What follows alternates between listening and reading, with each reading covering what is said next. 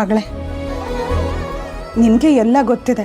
ಆದರೂ ನಾನು ಹೇಳೋದನ್ನು ನೆನಪಲ್ಲಿಟ್ಕೊ. ಯಾವುದೇ ವಿಷಯಕ್ಕಾದರೂ ಸರಿ ಸಡನ್ನಾಗಿ ರಿಯಾಕ್ಟ್ ಮಾಡಬೇಡ. ಯೋಚನೆ ಮಾಡಿ ನಿಧಾನವಾಗಿ ಮಾತಾಡು. ತಾಳ್ಮೆಯಿಂದ ಇರು.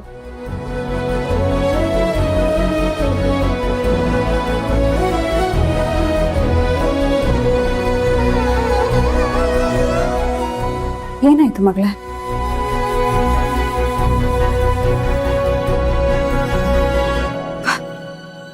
ಭಯ ಆಗ್ತಿದೆ ಅಮ್ಮ.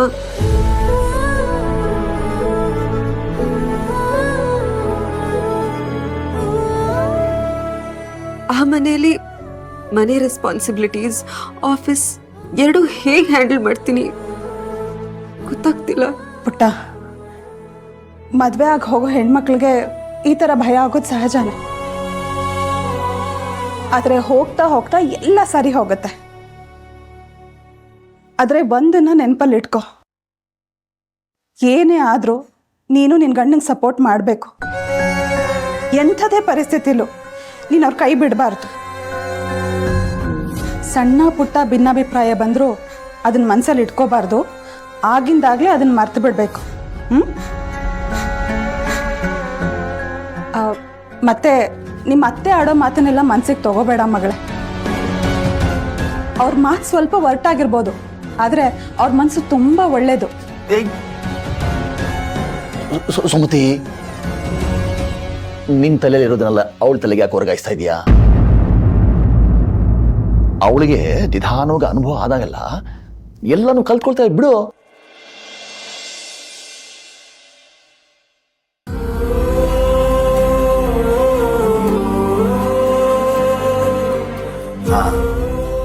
ನನ್ ಗಂಡ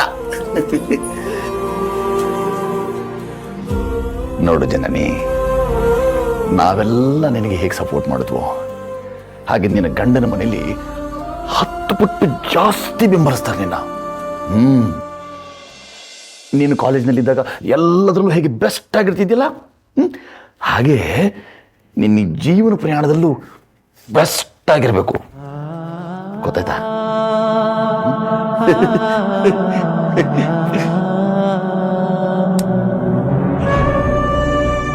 ನೋಡ್ಕಂದ, ಅದು ನಿನ್ನ ವೈಯಕ್ತಿಕ ಜೀವನನೇ ಆಗಿರಲಿ ಅಥವಾ ಆಫೀಸ್ ಕೆಲಸನೇ ಆಗಿರಲಿ, ಈವರೆಗೆ ನೀನು ಜನನಿ ಶ್ಯಾಮ್ ಸುಂದರಾಗಿನ ಸಾಧನೆ ಮಾಡಿದ್ಯಲ್ಲ, ಅದು ಒಂದು ಹಂತ ಅಷ್ಟೇ ಮಗು. ಇನ್ನು ಮುಂದೆ ನೀನು ಜನನಿ ಶಕ್ತಿ ನಾಯಕಾಗಿ ಸಾಧನೆ ಮಾಡೋದಿದೆಯಲ್ಲ, ಅದು ತುಂಬಾ ದೊಡ್ಡದಿದೆ ಮಗು. ಹಾಕತ ನೇನೇ ಸಾಧನೆ ಮಾಡಿದ್ರು, ಎಷ್ಟೇ ದೊಡ್ಡ ವ್ಯಕ್ತಿ ಆದ್ರು, ನಾನು ಯಾವಾಗ್ಲೂ ಜನನಿ ಶ್ಯಾಮ್ ಸುಂದರ ಅಪ್ಪ.